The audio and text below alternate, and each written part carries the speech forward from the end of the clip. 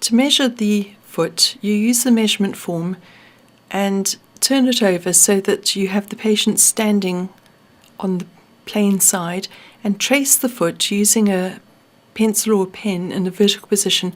Try and go between the big toe and the second toe in case we need to have a separated toe gusset.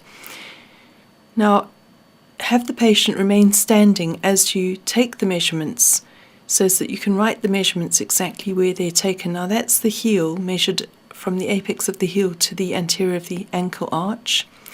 This is the ankle being measured in exactly the same place on the anterior of the arch.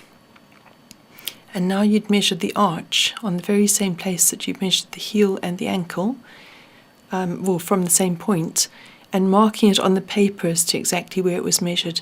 Move the tape measure along and measure the metatarsal flange, otherwise the ball of the foot it would be called.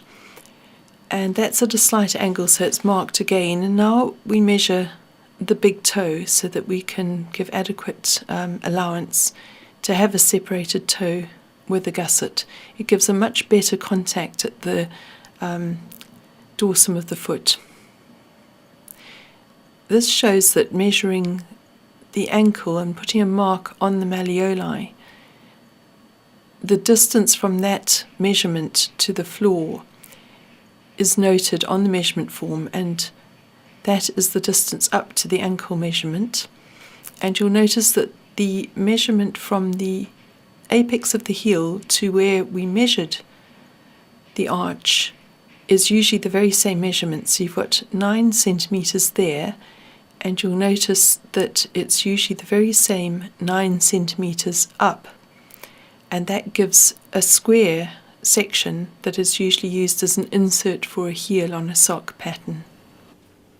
Although we've been using this model, it's not entirely fair to imagine that our patients are going to look quite this firm and lean.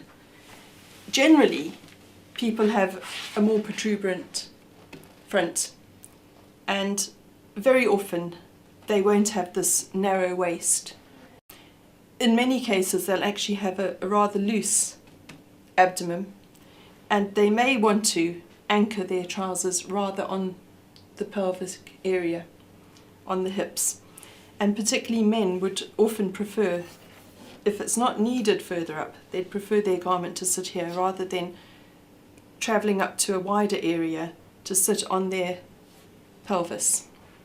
So we would probably just measure, and we would only be able to use that much of the garment, for instance, with an elastic there, and then we would produce a pubic pouch which allows access for general toileting on the male's garment. And so those measurements would all still be vital